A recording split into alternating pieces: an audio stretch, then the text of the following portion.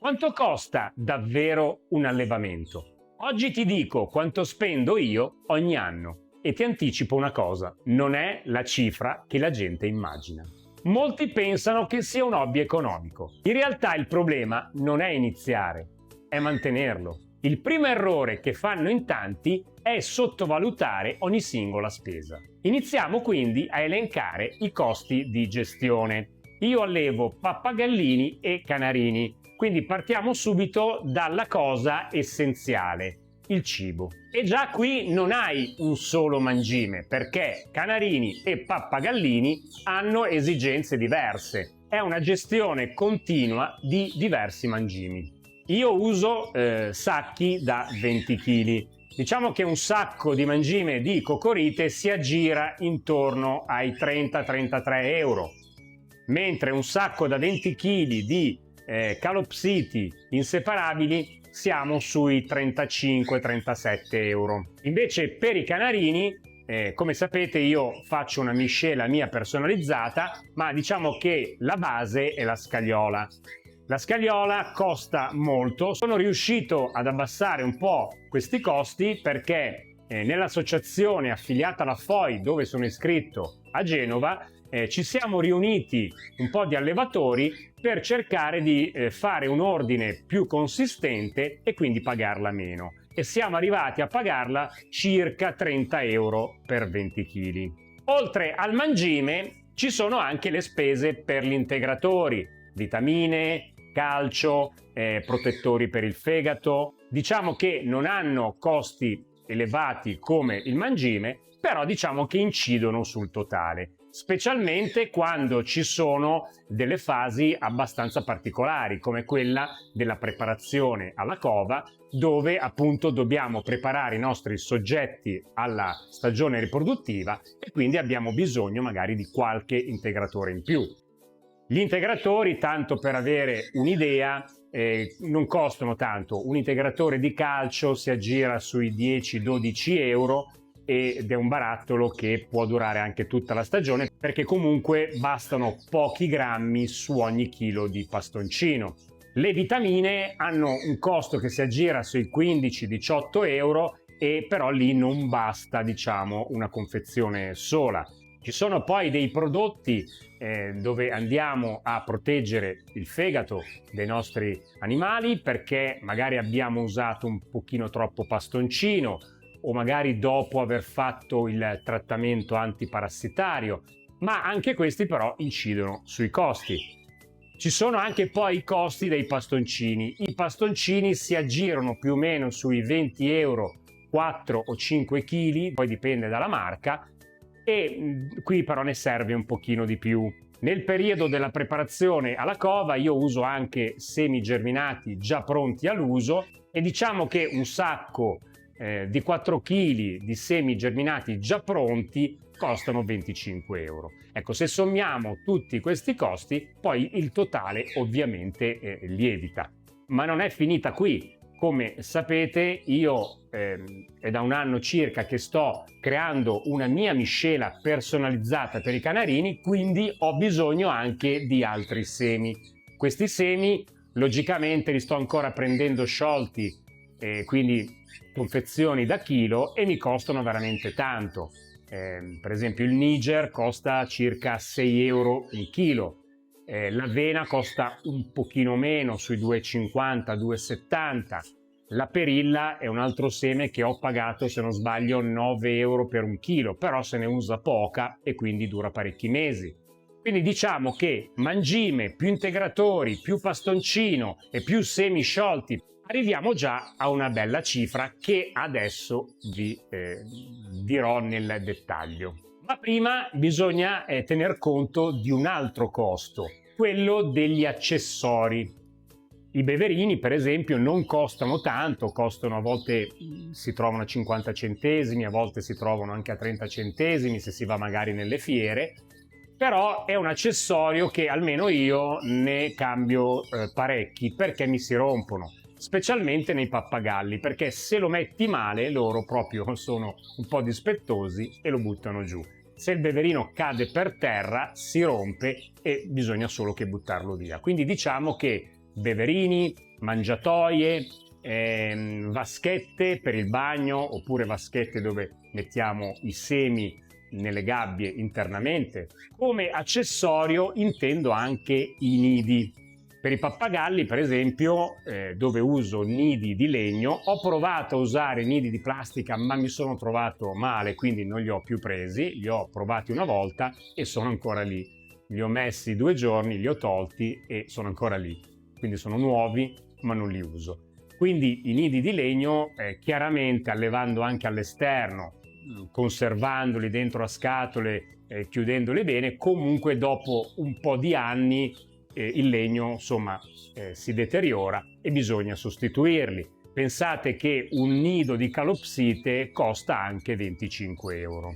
Invece per i canarini mi trovo bene con i nidi in plastica, non uso più quelli in vimini che usavo diciamo più di 10 anni fa. Poi ci sono anche gli accessori dentro al nido che sono queste coppette, l'aiuta, per i pappagallini invece la paglia, la segatura, i truccioli di legno, tanto per capirci, e sono tutte diciamo spese che tante volte si trascurano, però ci sono. Quindi adesso ti dico come faccio io.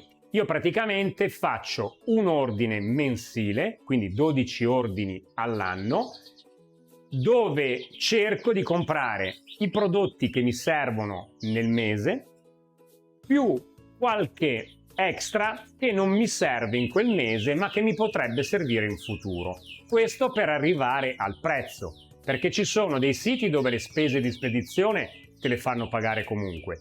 Ci sono siti invece che le spese di spedizione sono gratuite, però devi arrivare a una certa cifra.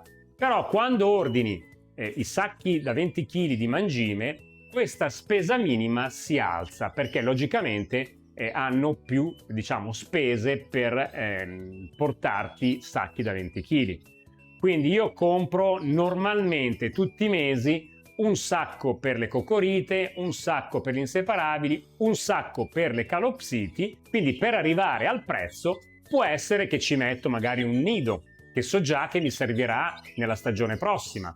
Così ammortizzo un po' l'idea della spesa e non vado a fare poi quella spesa nel periodo che mi serve e soprattutto trovo il prodotto. Perché quando siamo in periodo di riproduzione non sempre trovi il nido che piace a te, magari trovi quell'altra marca che non ti piace.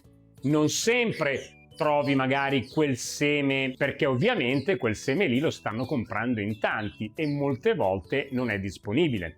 Nei vari ordini mensili inserisco dei prodotti che magari non mi servono lì, ma nell'ottica di programmazione potrebbero servirmi più avanti, arrivando così al prezzo minimo per non pagare la consegna. Ma andiamo avanti con i costi perché non sono finiti. Ci sono anche i ricambi nel tempo. Che cosa sono? Chiaramente le griglie di fondo si rovinano e quindi bisogna sostituirle ogni tanto. Quest'anno per esempio ho investito sulle batterie, le batterie sono tutte smontabili, però potrebbe essere che fra qualche anno il lato frontale, che è il più usato, si possa rovinare, si possa sverniciare e quindi c'è la possibilità di comprare magari solo il lato frontale. Chiaramente questo ha un costo. Per chi non usa le batterie, anche le gabbie. Dopo un po' di anni, le gabbie da cova, specialmente, ripeto, per chi alleva all'esterno, quindi sono soggette più ai fattori esterni come umidità, non dico pioggia perché qui sono al coperto e le gabbie non si bagnano, ma l'umidità fa tanto. Se devi cambiare una gabbia da cova per canarini più o meno sta sui 35-40 euro, ma ogni tanto bisogna cambiarle queste gabbie. Personalmente non conto le spese di bolletta della luce, perché essendo diciamo a casa mia la luce la pago nella bolletta, diciamo nella gestione familiare. Però bisognerebbe tenerne conto perché comunque la bolletta di casa si alza.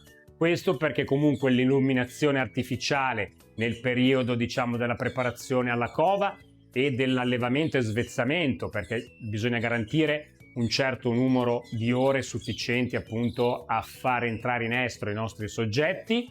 Poi comunque io allevo anche a mano, quindi uso delle lampade riscaldanti. Quindi non conto in questo calcolo che sto facendo di spese di gestione la bolletta della luce, perché appunto viene diciamo scaricata sulle spese diciamo di casa. Se credi che le spese siano finite qui, ti stai sbagliando, perché c'è un'altra spesa che magari non si vede ma è molto importante. È una delle spese che molti sottovalutano: la manutenzione e la pulizia del locale. E non sapete quanti manici di scopa ho rotto pulendo qui per terra.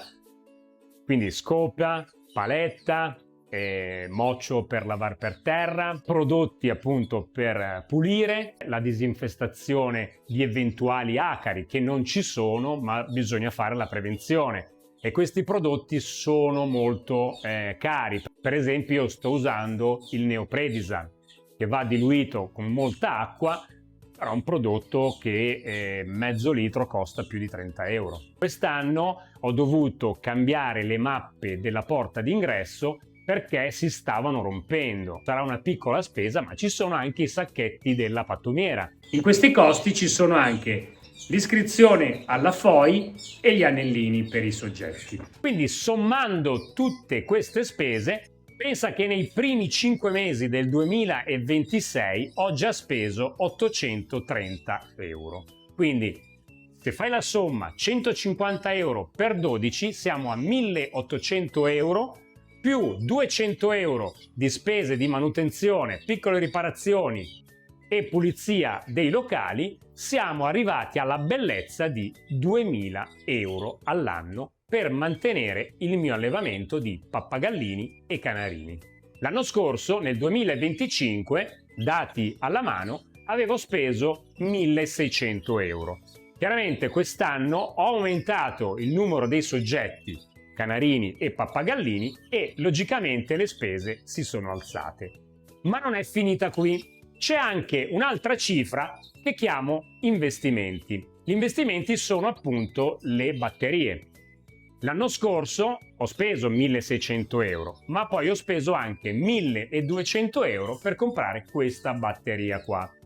Nel 2026 le spese di investimento saranno di 900 euro. Questo è quello che c'è dietro davvero. Se ti interessa questo mondo, qui sul canale trovi altri video sull'allevamento reale senza filtri. Ciao e a presto!